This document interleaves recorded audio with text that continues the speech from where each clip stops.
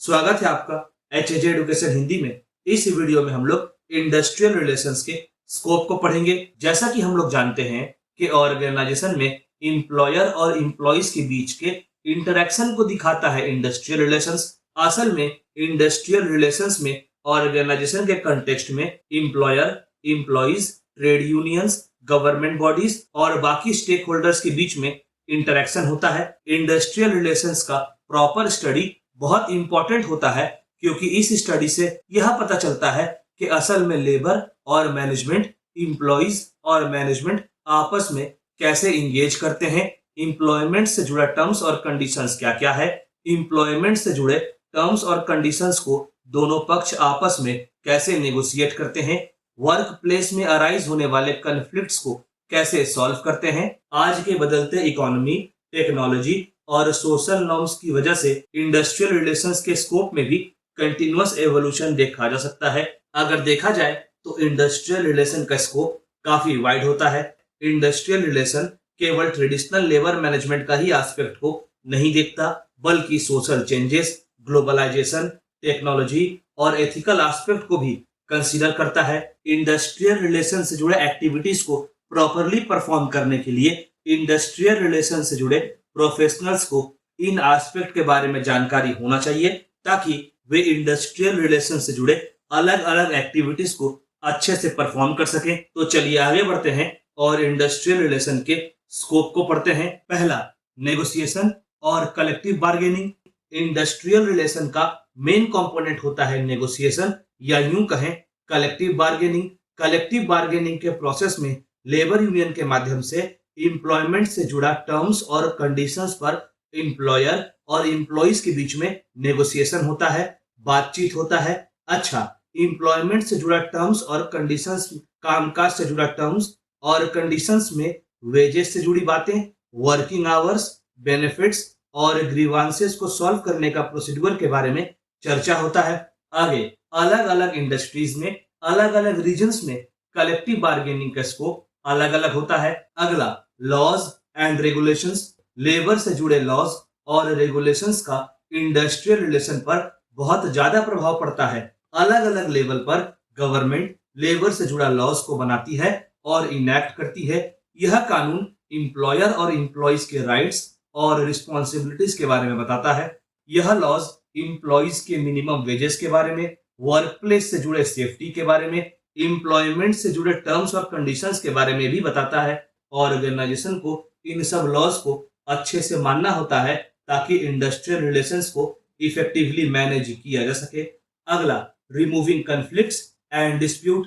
सभी प्रकार के ऑर्गेनाइजेशन में अलग अलग कारणों से, अलग अलग रीजन से एम्प्लॉइज के बीच में कन्फ्लिक्ट्स या डिस्प्यूट हो सकता है। एम्प्लॉयर और एम्प्लॉइज के बीच में कन्फ्लिक्ट्स या डिस्प्यूट हो सकता है। तो ऐसे में इन कन्फ्लिक्ट्स और डिस्प्यूट्स को रिजॉल्व करने में इंडस्ट्रियल रिलेशंस काफी अहम भूमिका निभाता है।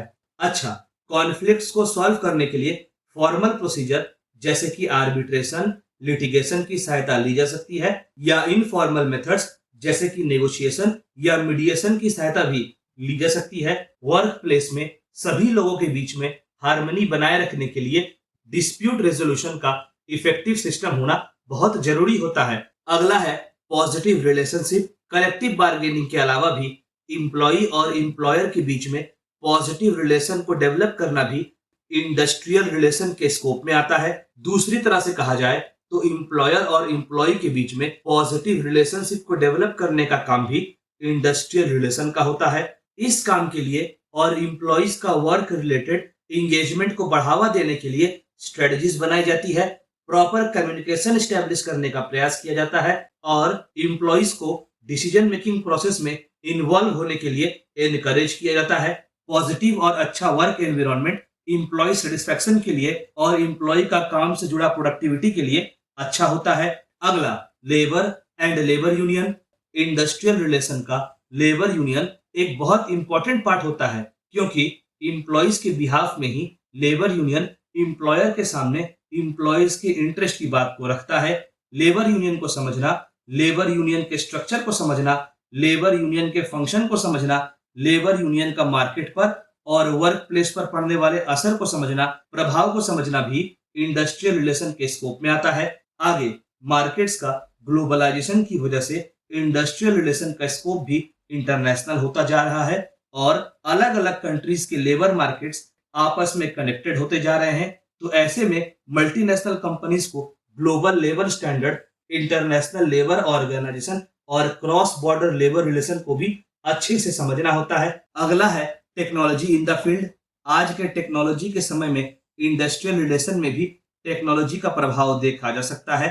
टेक्नोलॉजी जैसे कि ऑटोमेशन, रिमोट वर्क आदि का प्रभाव भी इंडस्ट्रियल रिलेशन में आसानी से देखा जा सकता है। तो ऐसे में इंडस्ट्रियल रिलेशन से जुड़े लोगों को टेक्नोलॉजी के हिसाब से अडेप्ट करना होगा और अलग अलग स्ट्रेटजी बनाना होगा ताकि टेक्नोलॉजी और इम्प्लॉइज दोनों को अच्छे से मैनेज किया जा सके। अगला है सोसाइटी। इंडस्ट्रियल रिलेशंस के तहत यह इंश्योर किया जाता है कि एम्प्लॉयर एथिकली बिहेव करें और बेस्ट लेबर प्रैक्टिसेस को फॉलो करें, और यह भी इंश्योर किया जाता है कि एम्प्लॉइज के साथ फेयर ट्रीटमेंट हो, वर्क प्लेस में डाइवर्सिटी और इंक्लूजन हो, मतलब अलग अलग बैकग्राउंड से आने वाले एम्प्लॉइज को प्रॉपरली इंटीग्रेट किया जा सके। आगे सस्टेनेबल एम्प्लॉयमेंट प्रैक्टिसेस को फॉलो किया जाए, मतलब ऐसा अरेंजमेंट किया जाए जिससे एम्प्लॉइज काम के साथ साथ अपने सेहत पर भी ध्यान दे सके। आगे इंडस्ट्रियल रिलेशन प्रोफेशनल को चाहिए कि वे आवश्यकता अनुसार वर्क प्लेस से जुड़ा बदलाव लेकर आए, प्रॉपर रेगुलेशन लेकर आए, लेबर मार्केट में सुधार लाने के लिए और एम्प्लॉयमेंट कंडीशंस को इंप्रूव करने के लिए भी पॉलिसीज लेकर आए।